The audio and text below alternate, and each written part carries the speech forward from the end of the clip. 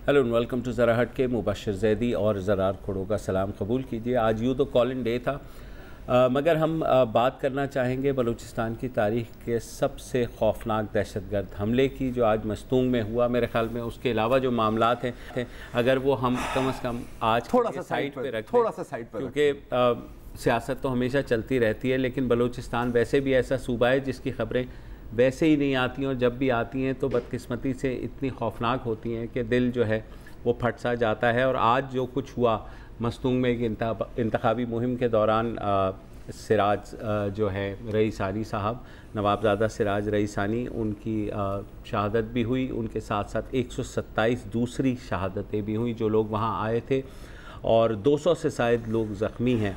Media पे भी खासा क्रिटिसिज्म हो रहा है कि आपने सब कुछ छोड़कर जो सियासी सरगर्मियां हैं उसकी तरफ अपनी नहीं अमीन देखिए, मैं मानता हूँ कि सबसे बड़ा ड्रामा तो यही है ना जो लाहौर और लाहौर के मज़ाफ़ात में हो रहा है। और मैं जानता हूँ कि हमारे कैमरों का रुख या तो आसमान की तरफ था या तो फिर ज़मीन अभी तक है, अभी भी है। और मैं मानता हूँ कि बराह रास्त जो मनाज़िर आपको अभी हमको देखने को मिल रहे हैं वो मस्तूंग के तो कैसे होंगे, मस्तूंग के तो हो ही नहीं सकते, वो तो पिक्चर्स हैं। क्वेटा के अस्पतालों के नहीं होंगे, वो होंगे उस एयरप्लेन के दरवाजे की, उस एयरप्लेन के अंदर की, उस एयरप्लेन की सिक्योरिटी जो आती है। और गिरफ्तारी हो रही है, आप गिरफ्तार हो गए हैं, मामला ख़त्म हो गया है। तो अगर बराए मेहरबानी हम इस पर थोड़ी सी बात कर सकते, थोड़ी सी, ज़्यादा नहीं, मुझे पता है किसी के इंटरेस्ट नहीं की बात नहीं है। क्वेटा के अस्पतालों में कहा जा रहा है कि ब्लड की बहुत शदीद ज़रूरत है। हमारे भाई बहन जो भी हैं वहाँ जा भी रहे हैं बहुत से ज़्यादा, और भी जितना ब्लड हो सकता है यहाँ से भी जा रहा है और जगह से भी लोग वो कर रहे हैं। लेकिन ये वक्त है हमारे बलोच भाइयों के साथ, हमारे बलूचिस्तान के बहन भाइयों के साथ खड़े होने का, क्योंकि अच्छा। और मतलब इंटरेस्टिंग बात ये भी है कि कुछ तो चीज़ें होती हैं ना जिस पर आप बात कर नहीं सकते, या आप पे दबाव होता है, या अगर आप बात करेंगे तो आपके चैनल का नंबर एकदम चेंज हो जाएगा जादू से, पता नहीं कैसे होता है ये। इस पर आपको कोई पाबंदी नहीं है, इस पर आप जी भर कर बात कर सकते हैं। वो एक अलग बात है कि करेंगे या नहीं करेंगे। सही बात। अस्पतालों में जगह ख़त्म हो गई है, सर्द खानों में जगह ख़त्म हो गई है। और जैसे आप कह रहे थे 128 लोग, इसका मतलब है कि अब आप अलमदार रोड ब्लास्ट से भी आगे निकल गए हैं।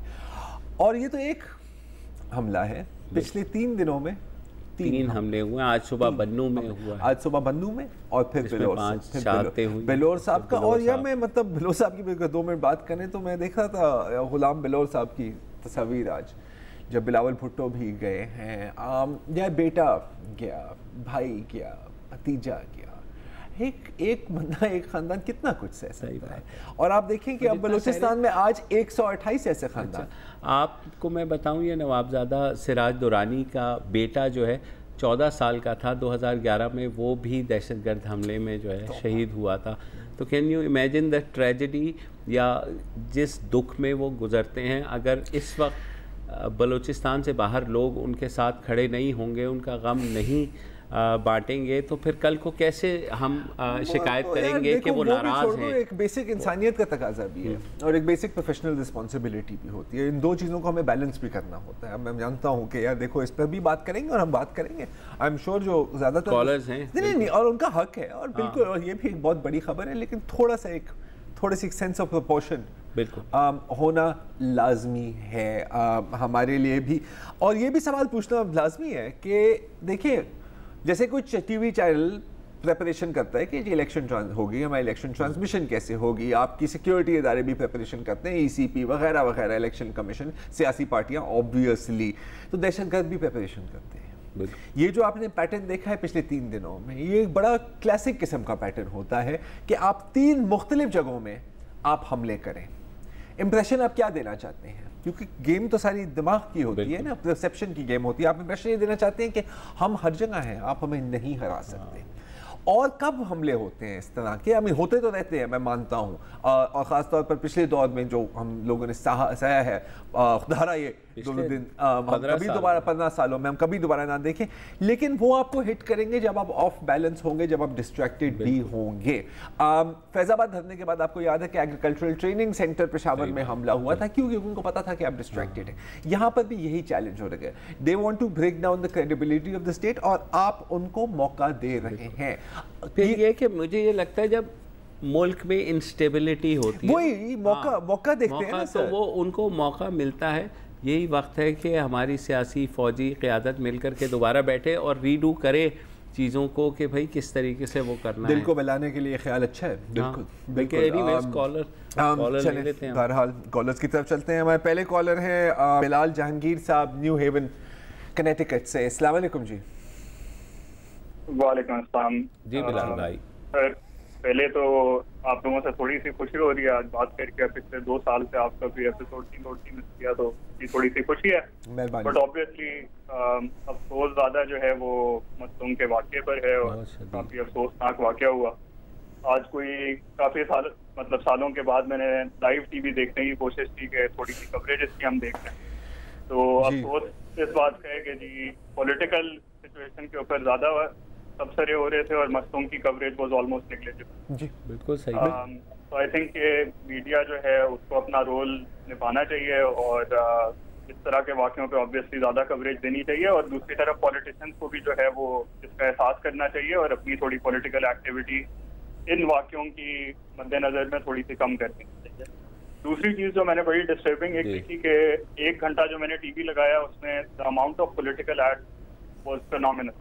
जी पीटीआई, पीएमएलएन, पीपीपी तीनों के जो है फिनोमिनल थे, बट उसमें डिस्टर्बिंग ट्रेंड ये है कि कोई भी जो है वो कैंपेन अपनी अचीवमेंट्स के ऊपर नहीं कर रहा, सिर्फ पर्सनालिटीज के ऊपर कर रहा है। पीटीआई इमरान खान के ऊपर वो कर रही है, पीपीपी जो है वो बिलावल के गाने गा रही है, और पीएमएलएन नवाज शरीफ के कर रही है। तो ये फोकस जो है वो अचीवमेंट्स पे होना चाहिए। एंड आई थिंक ऑन में एक बहुत अच्छा आर्टिकल भी आया था इमरान खान साहब के ऊपर कि he should have focused on health care की, उसमें जो अचीवमेंट्स हुई हैं केपीके की। तो ये एक बड़ा डिस्टर्बिंग ट्रेंड है जिससे आई बिलीव हमारे कंट्री को जो है वो मूव ऑन करना चाहिए।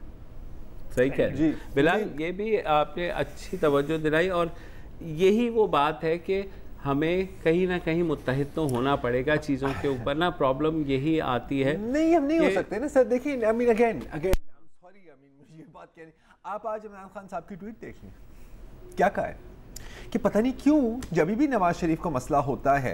अच्छा ये बातें मैंने सुनी हैं कुछ, मतलब मैं वो लफ्ज़ नहीं इस्तेमाल करूंगा, अजीब व गरीब किस्म के व्हाट्सएप ग्रुप में ना, सर ये देखें ये पैटर्न। अच्छा तो फिर ये लोग ये भी कहते हैं कि जी आर्मी पब्लिक स्कूल अटैक आप ये हम यूँ ने किया, फिर अब ये भी हम करें।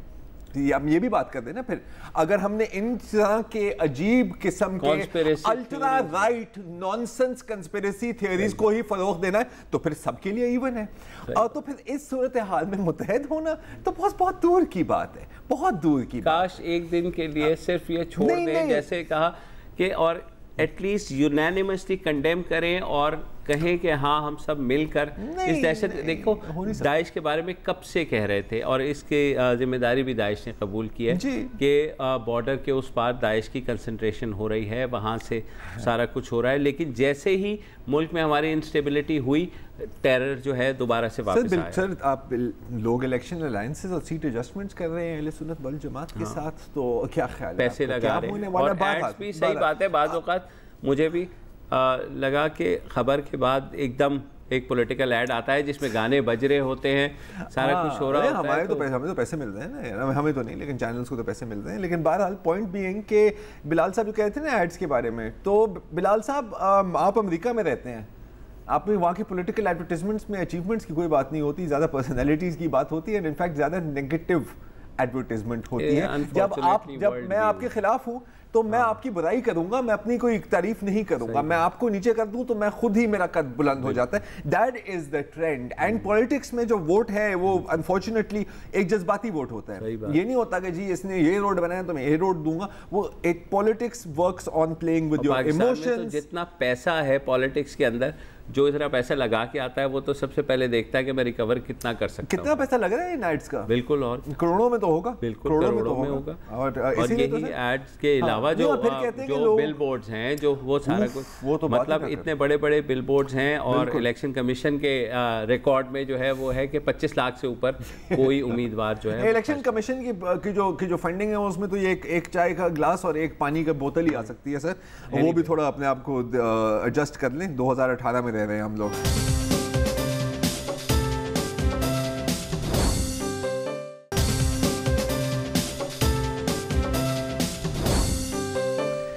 अगले कॉलर हैं हमारे कामरान अली साहब नवाबशाह से। अस्सलाम वालेकुम भाई। वालेकुम सलाम सर। एक तो मस्तूंग वाले वाक़े पे बहुत ही दुख है, और बलूचिस्तान के भाइयों के साथ हम सिंध के अवाम भी जो है उनके दुख में बराबर के शरीक हैं। और दूसरा ये जो डेवलपमेंट हुई है आज नवाज शरीफ साहब की, उसके हवाले से एक इजाजत चाहूंगा वसतुल्लाह खान साहब से, अगर वो वसतुल्लाह खान वो है मौजूद नहीं है, लेकिन तो आप इसका मतलब है आपको इजाजत है जी। हाकिम रिश्वत सता फिक्रे गिरफ्तारी न कर रिहाई की कोई आसान सूरत छूट जा, मैं बताऊं तुझको तदबीर रिहाई मुझसे पूछ, दे के रिश्वत फंस गया है, दे के रिश्वत छूट जा। ऐसा ही होता है। नवाज शरीफ साहब तो बहुत बहादुर निकले, उन्होंने आगे गिरफ्तारी पाकिस्तान में पेश की। अब मुशर्रफ भी उनसे सबक सीखें और पाकिस्तान वापस आए, कोर्टों का सामना करें, बस यही कहना चाहूँ। बिल्कुल आपकी ऐसी ख्वाहिशात हैं जो शायद कभी पूरी नहीं होंगी। हाँ नहीं, एक दिन आएगा, एक दिन आएगा। वो डरते वरते नहीं है, वो डरते वरते नहीं आ जाएंगे। जहाँ तक ये बात है ना, तो यार ये भी एक बड़ी इंटरेस्टिंग डिबेट है। अगेन ये जो बिलाल साहब बोल रहे थे, इमोशन पे खेला जा रहा है, पर्सनैलिटी पे खेला जा रहा है। तो ये जो पूरा सिलसिला चला है पैनामा का भी अप अंटिल टुडे, तो ये भी तो इमोशंस पे ही खेला जा रहा है ना, ज़्यादातर नैरेटिव और परसेप्शन पे खेला जा रहा है। ये जो बात है बहादुरी की, बिल्कुल अगर हम मुशर्रफ साहब के साथ मुआवजा करें तो बिल्कुल बज़ाहिर लगता है कि बहुत बहादुरी का काम है, और यकीनन वापस आ रहे हैं। अच्छा, जो इनके हामी है वो कहेंगे बहादुरी है, जो दूसरे हैं वो कहेंगे कि नहीं जी मजबूरी है। अच्छा, सच तो बीच में आता है, क्योंकि मजबूरी भी है। मजबूरी क्या है कि अगर आप नहीं आए एक मुद्दत में तो आप अपील नहीं कर सकते। अपील नहीं कर सकते तो हो सकता है कि यहाँ से कोई खत जाए टू द ब्रिटिश अथॉरिटीज, जो थोड़ा बहुत अब काम कर रहे हैं money, anti money laundering and so on and so forth. It is a possibility. दूसरी बात, एक और मजबूरी है कि आपने पार्टी को भी बिल्कुल मेरे ख्याल में ये ज्यादा बड़ी ये भी सारी मजबूरियां लिस्ट फर्स्ट सेकंड थर्ड क्या है मुझे नहीं पता, मैं ऐसी लिस्ट ही कर रहा हूँ। तीसरी सबसे बड़ी मजबूरी कि आपने मरियम नवाज शरीफ के पॉलिटिकल करियर को सैक्रिफाइस नहीं कर।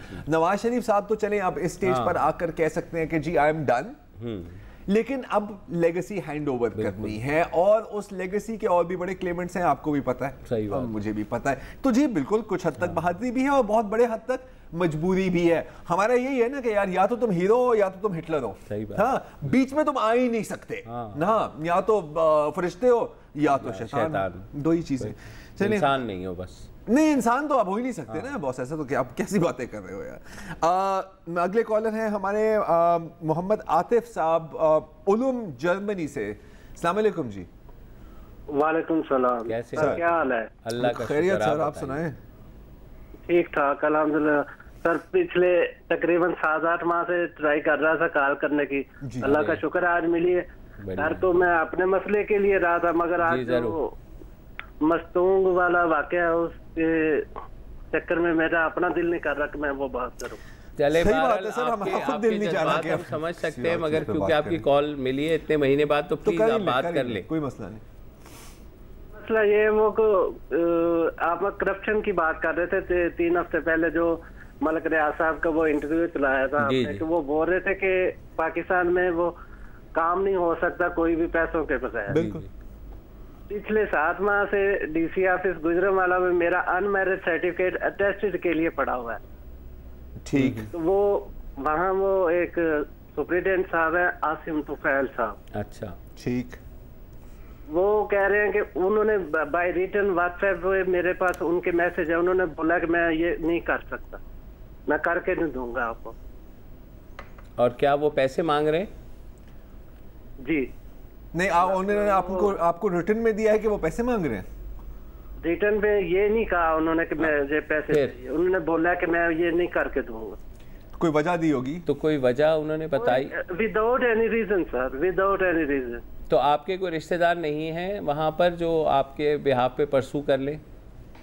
मेरा भाई डेली तकरीबन जाता है। मेरे भाई की आपके ये सिचुएशन देखे तो वो जो ऑफिस वाले जो क्लरिकल स्टाफ है ना, वो उनको डेली सलाम करता है। वो समझते हैं कि ये भी उधर जॉब करता है। वेल भाई, मोहम्मद आतिफ भाई कितने पैसे मांग रहे हैं?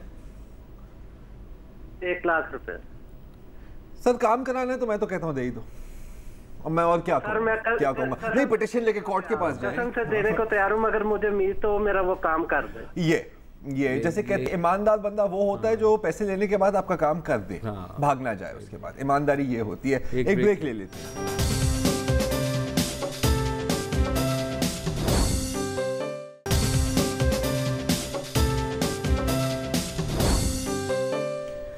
Welcome back. हमारी अगली कॉलर है लंदन से फरीदा रमज़ान साहिबा। अस्सलाम वालेकुम जी। वालेकुम सलाम। Thank you for taking my call. मुझे बड़ी खुशी हुई है कि मेरी कॉल मिल गई है। पहले तो मैं आप लोगों के प्रोग्राम की बड़ी तारीफ करूंगी कि इतनी नेगेटिविटी में आप लोग पता नहीं किस तरह पॉजिटिव रहते हैं। और मैं आप लोगों को ट्विटर पे भी फॉलो करती हूँ और बड़ा अच्छा लगता है आप लोगों की कमेंट्स और सेंस ऑफ ह्यूमर पढ़ के। Thank you. तो मैं खुद आई एम फ्रॉम बलूचिस्तान। जी जी। और आज जो ये बलूचिस्तान में हुआ है, मैं रिसेंटली लंदन शिफ्ट हुई हूँ, तो बहुत ज्यादा मुझे दुख हुआ है। और आप लोग तो गए होंगे क्वेटा अभी। जी बिल्कुल। जब आप लोग गए थे, आप लोगों ने खुद क्वेटा की हालत देख ली होगी। एक आप लोगों को कोई पक्की सड़क वहाँ पे मिली है? कोई प्यारी जगह आप बता दें पूरे क्वेटा में हो जो कि मैन मेड हो, जो इंसान ने बनाई हो। बस वो खुदा की जो दी हुई अगर पहाड़ है या कोई प्यारी कोई जगह है, उसके अलावा क्या है क्वेटा में? तो ये गवर्नमेंट या चाहे ये हो गए, चाहे ये सिक्योरिटी इदारे हो गए, क्या इन्होंने क्वेटा या बलूचिस्तान के लिए किया है? ना इन्होंने सिक्योरिटी के लिए कुछ किया है, ना इन्होंने तरक्की के लिए कुछ किया है। और फिर ये लोग ब्लेम कभी इस पे डाला, कभी उस पे डाला। तो मैं तो बहुत ज्यादा डिसअपॉइंट हूँ फ्रॉम द गवर्नमेंट, चाहे पिछली हो चाहे पिछली हो। क्वेटा और बलूचिस्तान का हाल किससे छुपा हुआ है? जी फरीदा बहन, बिल्कुल आप सही कह रही हैं। और हम लोग भी गए थे और हम लोग ये कहते हैं कि जितनी उनके बलोच हमारे बहन भाइयों में, बलूचिस्तान के रहने वालों में इदराक है मुश्किलात का, महरूमियों का, वो शायद बलूचिस्तान से बाहर कोई सोच भी नहीं सकता। और बदकिस्मती ये है कि उनके ऊपर उतनी ही ज़्यादा मुसीबतें हैं। ये फरीदा साहिबा रोड की बात कर रही थी तो एक चीज़ हम सब ने ऑब्जर्व की थी कि एक ट्रैफिक सिग्नल नहीं चलता पूरे शहर में। हाँ, याद है आपको? बिल्कुल, एक ट्रैफिक सिग्नल। और ये सिर्फ कोयटा की बात है। कोयटा से आप कोयटा से आगे तो छोड़ दो ना यार। फिर अगर मतलब आपकी सूबाई कैपिटल की ये हालत है, उससे आगे क्या होगा वो तो आप आराम से सोच सकते हैं। कोई ये नहीं आप कह रहे कि सिक्योरिटी या मतलब अब ये जैसे आज जो हुआ है फरीदा साहिबा, अब मुझे कहते हुए बड़ा अजीब लगेगा कि जी बिल्कुल इसकी तहकीकात होनी चाहिए। और अगर ये लैप्स है तो हमें ये पता लगना चाहिए कि किसका लैप्स है। अभी तक हमें आर्मी पब्लिक स्कूल का तो पता नहीं लगा कि किसका लैप्स था। सही बात। इसका क्या पता लगेगा? तो अनफॉर्चुनेटली आज कोई पॉजिटिविटी नहीं मिलेगी यहाँ से, क्योंकि कोई पॉजिटिविटी है ही नहीं। लेकिन काश में एक मौका था कि जब जस्टिस फाइज ईसा की रिपोर्ट आई थी बलूचिस्तान के ऊपर, तो कम से कम अगर वो स्टेप्स ले लिए जाते उस मौके को हाथ से गंवाने। हाँ, हम मास्टर हैं। अगर ओलंपिक्स में ये कोई स्पॉट होती तो गोल्ड मेडल हमारा है, एवरी सिंगल टाइम हमारा है।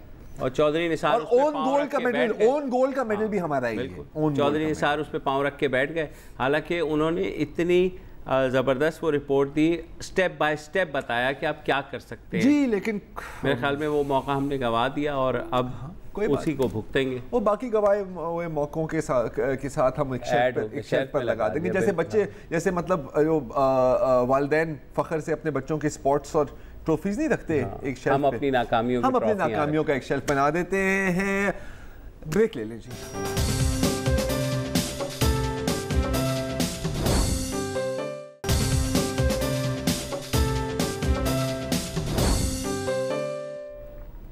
Welcome back. ऐसे मुस्तफ़ा साहब हैं कराची से। अस्सलाम वालेकुम सर। वालेकुम सलाम। ठीक है आप? मैं ये कहना चाहूँगा जैदी साहब, जी सर, थोड़ी सी मेरा मजाक का मूड था, लेकिन आज के वाक़यात की वजह से जी बिल्कुल हम आपसे नहीं कर सके। वो पिछले हफ्ते मैंने जरार खोड़ो साहब से कहा भी नॉमिनेशन के बारे में। बहरहाल मैं ये कहूँगा कि ज़रा सा भी हमारी सियासी जमातों के अंदर थोड़ी सी भी अखलाकी जरूरत होती तो वो कहते भाई ये ढोल बाजे वाला जो उनका इश्तिहार चल रहा है वो ना चलाते आज के दिन कम से कम।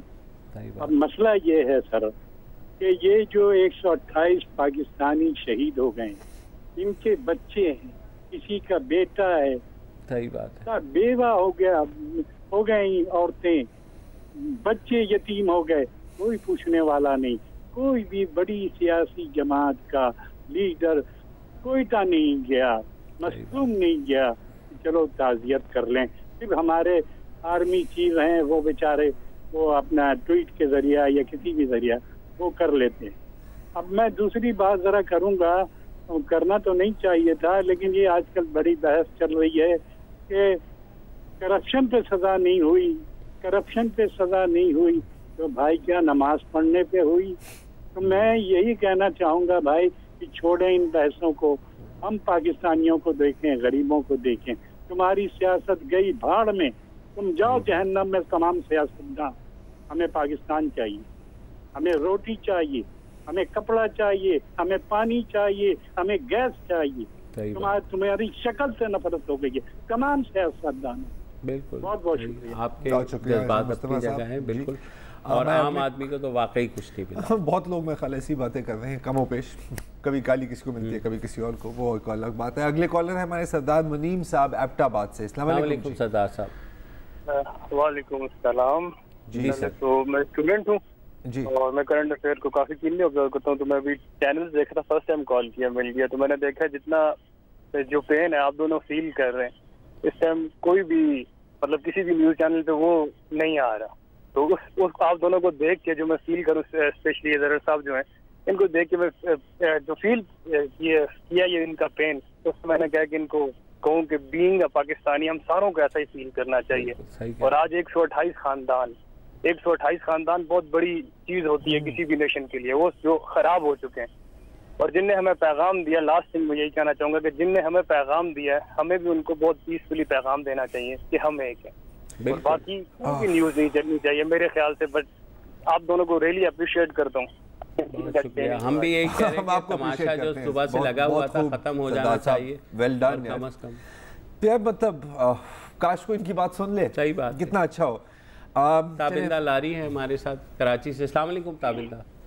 अस्सलाम वालेकुम। ठीक है, आप दोनों को सलाम, तीसरा तो है नहीं जी, वालेकुम सलाम। उसको भी सलाम पहुंच ही जाएगी।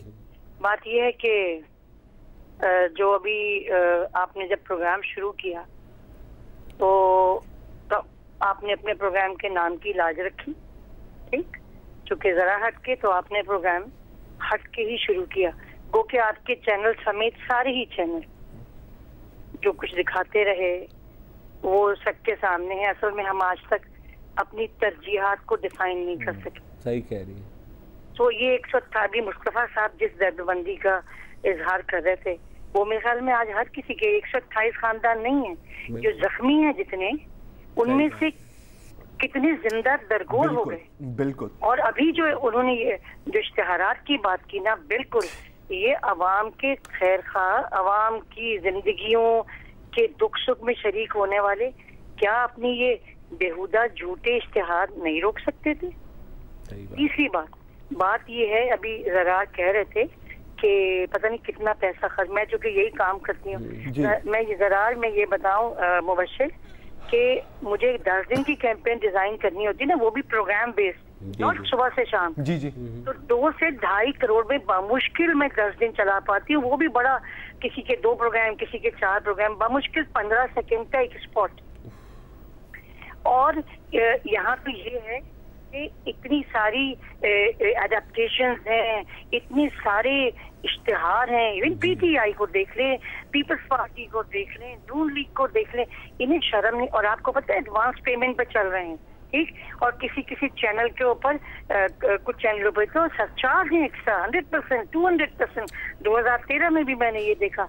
इनके पास इतना पैसा है, इन्हें शर्म नहीं आती? इतना पैसा है तो अवाम पे खर्च कर लेते, तो इन्हें इस तरह ढोल बाजे ताशे बजा के अपने लिए वोट मांगने की जरूरत ना पड़ती। और फिर चैनल सारा मीडिया, पैसा आता है, किसको बुरा लगता है? ठीक है, वो हर चैनल सारी अखलाकियात दूसरों के लिए क्यों नहीं कोड ऑफ कॉन्डक्ट बनाया?